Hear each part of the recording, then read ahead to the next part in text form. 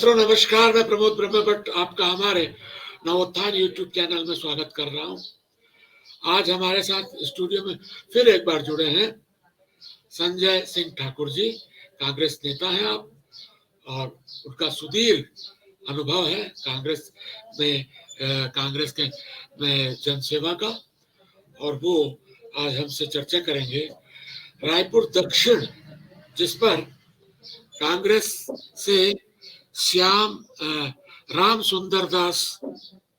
महंत राम सुंदर दास तिवारी जो चुनाव मैदान में हैं, उनके विरुद्ध है कांग्रेस भाजपा के कद्दावर नेता ब्रजमोहन अग्रवाल जी। कुछ चर्चाएं ऐसी भी चल रही थी कि राम सुंदर दास जी वैष्णव हैं, लेकिन हमारी ठोस जानकारी है कि राम सुंदर दास वैष्णव नहीं तिवारी हैं, क्योंकि वो मठ के प्रमुख हैं, इसलिए वो दास लिखते हैं। और तो अब अपन एक तो, और वैसे सारे लोग जानते हैं कि जो ब्रजमोहन अग्रवाल है, जैसा कि उनका नाम है, वो राजस्थान मूल के हैं और अग्रवाल है। तो अब चुनाव जो है, पहली बार ये अग्रवाल साहब पिछले 7 साल से इस क्षेत्र से विधायक है। 4 बार वो मंत्री के रूप में लड़ चुके हैं और 3 बार वो बिना मंत्री के रूप में लड़े हैं। अब ये चौथी बार उनका बिना मंत्री के रूप में वो जनता के सामने है। तो संजय जी, मैं आपसे पूछना चाहता हूँ कि ब्रजमोहन अग्रवाल ने अभी अपने उसमें कहा है एक बाइट में कि राम सुंदर दास जी को जबरदस्ती बलि का बकरा बनाई है कांग्रेस, और मैं नहीं लड़ता हूँ, मेरे क्षेत्र से चुनाव जनता लड़ती है। तो इस पर आप क्या कहना चाहेंगे? मैं सिर्फ ये इतना ही कहना चाहूंगा कि 15 साल लगातार सत्ता सुख जो उन्होंने भोगा है, इन लोगों ने कमाया है अकूत दौलत, उसका अहंकार बोल रहा है, उसकी गर्मी बोल रही है। मैं आपको बता दूं कि हमारे जो प्रत्याशी हैं अभी, राम सुंदर दास जी, ठीक है उन्होंने तैयारी कहीं से किया था, लेकिन पार्टी जो हमारी है वो देख समझ के प्रत्याशी उतारे कि कौन प्रत्याशी ताकतवर है, किसकी उपयोगिता कहाँ है। जिस तरीके से ये ब्रिजमोहन अग्रवाल की जो पार्टी है वो हमेशा ध्रुवीकरण बांटो, ये करो, तो हमारी पार्टी ने दिखाया उनको कि चूंकि दक्षिण विधानसभा में हमारा दूधाधारी मठ है, उस दूधाधारी मठ के वो महंत है हमारे आदरणीय राम सुंदर दास। तो इस क्षेत्र में हजारों एकड़ जमीन में नाना प्रकार के सरकारी बिल्डिंग से लेकर लोगों की बसाहट भी है, और राम सुंदर दास के प्रति उस क्षेत्र में लोगों की अगाध श्रद्धा है, क्योंकि दक्षिण विधानसभा में पुरानी बस्ती का इलाका जो आप भी जानते हैं, बहुत सारे मठ है वहां पे, बहुत सारे मंदिर हैं। तो महंत जी का उस क्षेत्र में काफी प्रभाव है, और चूंकि उनको पैसे की जरूरत नहीं महंत जी को, तो पैसा तो इनको चाहिए, क्योंकि इनको ऐसा लगता है, ब्रिजमोहन जी को लगता है कि हर बार हम पैसा खर्चा करेंगे, हम ये करेंगे, आपसी फुट डालेंगे। लेकिन मैं उनको बता देता हूँ कि इस बार पार्टी ने बहुत सोच विचार के इनको हराने के हिसाब से हमारे महंत राम सुंदर दास को टिकट दिया है, और चुनाव के बाद इनकी गलतफहमी दूर हो जाएगी। संजय जी, एक बात बताइए, राम सुंदर दास तिवारी बोलना मेरा अच्छा रहेगा मेरे लिए। तो महंत राम सुंदर दास तिवारी के साथ कांग्रेस के कौन कौन लोग जुड़े हुए हैं, और जो पहले तैयारी कर रहे थे, क्या वो भी शामिल है, या क्या वहां पर विरोध दिख रहा है?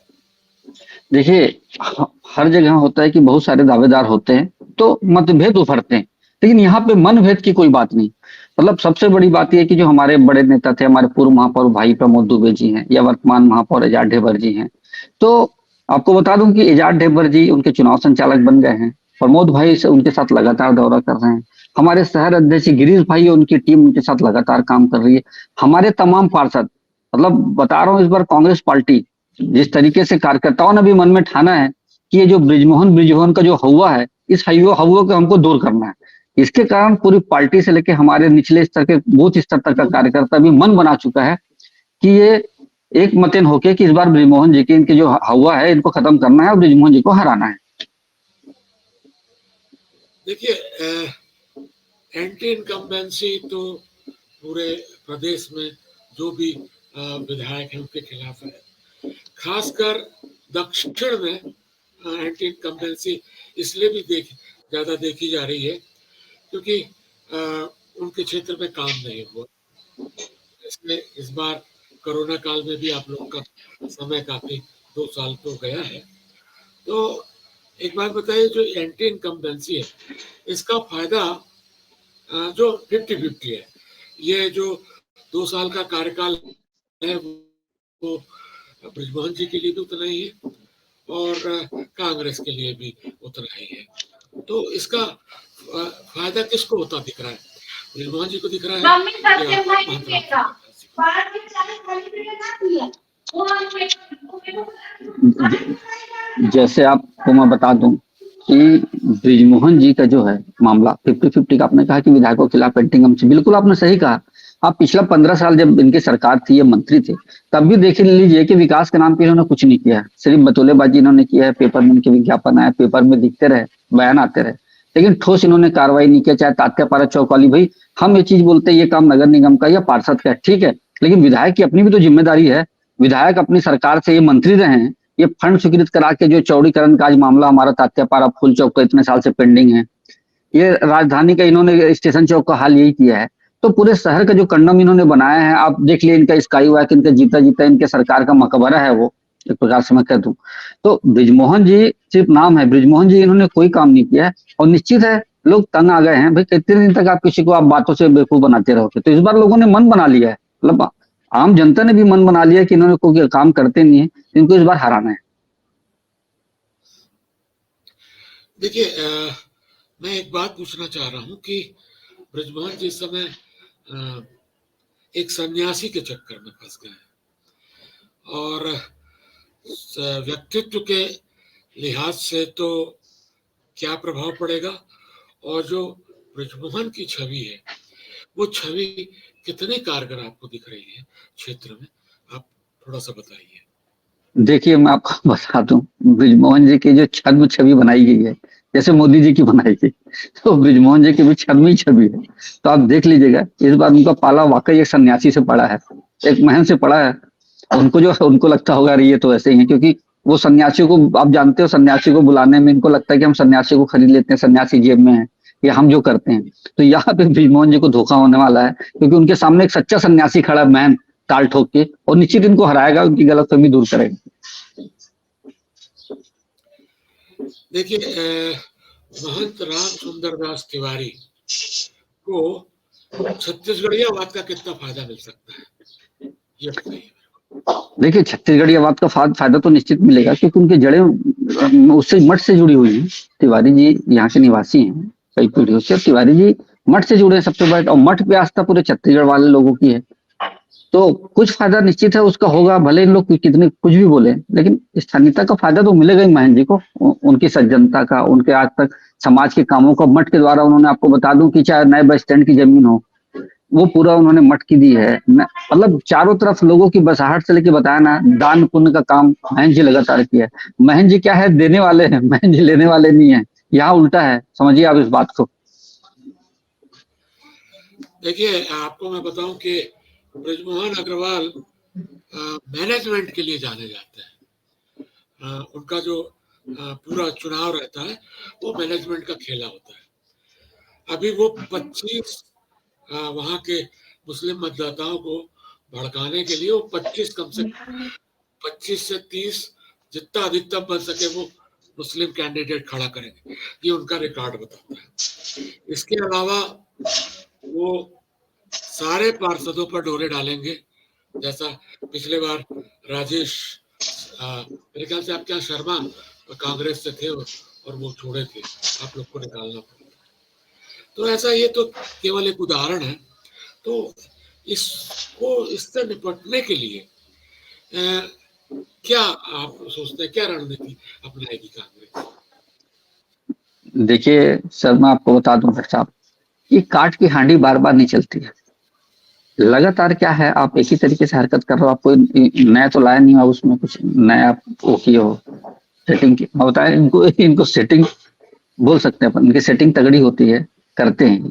लेकिन क्या है, कब तक आप एक एक ढर्रे पे चलोगे? पब्लिक समझ गई है, इवन मुस्लिम आबादी भी समझ गई, सब समझ गए हैं कि इस तरीके से ये नाना प्रकार के षड्यंत्र करेंगे। कभी वहां पे छोटा मोटा लड़ाई झगड़ा आपस में करा के वैमनस्यता पैदा करने का प्रयास भी कर सकते हैं। इन लोग के लिए कोई बड़ी बात नहीं है, लेकिन इनकी पूरी पार्टी का एजेंडा ही वही है और इनका वही है। तो मैं बल्कि अपील करूंगा आम जनता से, लोग अपने कार्यकर्ताओं से, कि इन लोगों से संभल के रखें, क्योंकि चुनाव में किसी भी स्तर तक जाते हैं ये लोग और ये कुछ भी कर सकते हैं, और अफवाह में तो इनकी कोई सानी नहीं है।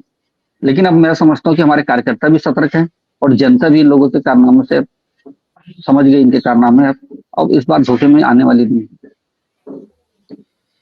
देखिए, इनके कार्यकर्ता अभी मुझे एक सज्जन दावा कर रहे थे कि इस बार बृजमोहन जी 25,000 मतों से जीतेंगे, और उन्होंने दावा किया कि आप देखिएगा, खैर भाजपा का दावा तो पूरे शहर की चारों विधानसभा सीट पर है, तो इसको आप कैसे करते हो? और एक विरोध तो स्पष्ट दिख रहा है कांग्रेस का कि पूरे शहर में जो सड़कें हैं वो खुद गई है, तो इसका कितना फायदा होगा या घाटा होगा?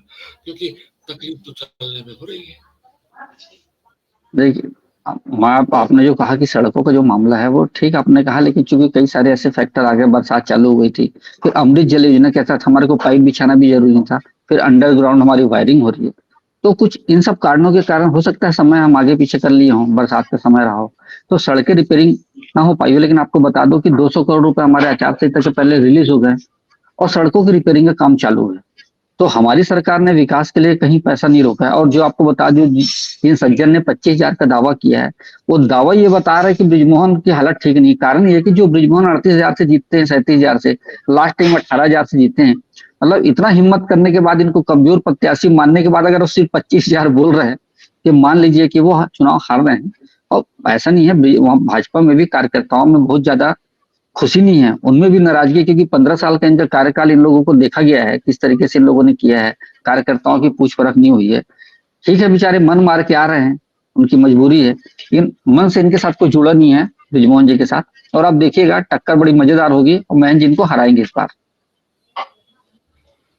तो संजय जी, आप हमसे जुड़े इसके लिए बहुत बहुत धन्यवाद। आज हमने चुनाव, मतलब आज हमने पहली बार शुरू किया है रायपुर की दक्षिण विधानसभा पर अपनी बात। ये वास्तव में चुनाव से पहले की स्थिति है, और इस सीट पर भाजपा के कद्दावर नेता बृजमोहन अग्रवाल और उनके सामने हैं महंत राम सुंदर दास जी तिवारी। तो यह तो समय बताएगा कि दोनों पक्ष के अपने दावे हैं कि कौन जीतेगा कौन हारेगा, यह तो वहाँ की जनता तय करेगी। लेकिन फिलहाल इस वीडियो में बस इतना ही, मिलेंगे अगले वीडियो में। नमस्कार।